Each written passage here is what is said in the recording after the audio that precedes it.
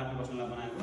यसको चाहिँ पुरानो डिजाइन के छ भने तपाईँको इन्ट्री हुने बित्तिकै यो चाहिँ लिभिङ हो, यतापट्टि ठुलो स्लाइडिङ झ्याल थियो र यता आफू झ्याल थियो र उतापट्टि तपाईँको किचन छ यसको।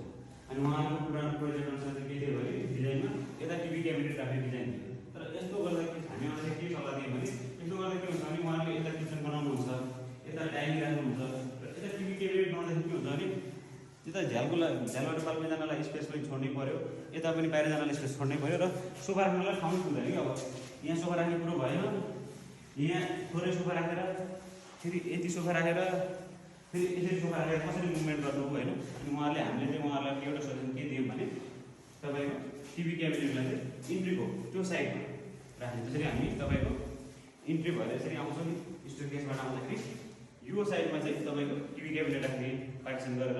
यस्तो गर्दा के हुन्छ भने उहाँहरूले पुरै सोफा राख्न पाइयो। योबाट एल सेपमा राख्नुहोस् या यु सेपमा राख्नुहोस्, यसरी सोफा राख्न पाइयो। त्यसले गर्दा के हुन्छ स्पेस एकदम म्यानेजमेन्ट हुन्छ होइन। अनि यो साइडमा तपाईँको के भने त्यसै पनि तपाईँको यो स्पेस खेर जाने स्पेस हो। यहाँ तपाईँको वाल पार्टिसन गरेको यताबाट टिभी क्याबिनेट राख्नु मिल्यो। यहाँ तपाईँलाई ढोका राख्न मन लाग्यो ढोका राख्यो, ओपन राख्न मन लाग्यो ओपन राख्यो। यो चाहिँ आफ्नो ओपन लिभिङ किचन कन्सेप्टको डिजाइन हो। यसरी गर्दा के हुन्छ भने हामीले एकदम मजाले किचन बनाउनु पाइयो, डाइनिङ बनाउनु पाइयो होइन, जे पनि गर्नु पाइयो त्यो एरियामा। सो यसरी डिजाइन गर्नुपर्छ। तपाईँहरूलाई पनि हजुरको घरमा इन्टेरियर कन्स्ट्रक्सन नयाँ घर बनाउँछ भने हामीलाई सम्झिनु होला, with design with passion. Welcome to Rupantar homes by Gokul Kumar. अहिले हामी हाम्रो गोदावरी टोकेज आएको छ। यो चाहिँ हाम्रो ह्यान्डओभर प्रोजेक्ट हो। अहिले यस्तो भिडियो बनाउन आएको।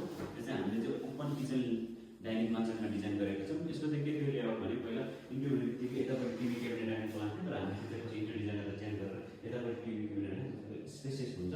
हाम्रो चाहिँ यतापट्टि किचन छ भने एउटा लिभिङ रूम छ, इन्ट्रीपट्टि हामीले यतापट्टि टिभी बनाएको डिजाइन गरेको छौँ। सानो एरियामा पनि तपाईँको टिभी डिस्प्ले ऱ्याक, तपाईँको लोवर क्याबिनेट होइन, तपाईँको यतापट्टि एरिया छ, लाइट बल्ब छ मजाले। अनि यतापट्टि सोफा बस्छ तपाईँको। यहाँ पार्केटिङ पनि हामीले गरेको एटिएमएममा फल सिलिङ डिजाइन विथ झुमर। अनि यो चाहिँ हाम्रो open display, double side open display. यतापट्टि पनि सामान राख्नु मिल्ने, उतापट्टि पनि सामान राख्नु मिल्ने स्पेसेस छ। मुनिपट्टि हाम्रो लोवर क्याबिनेट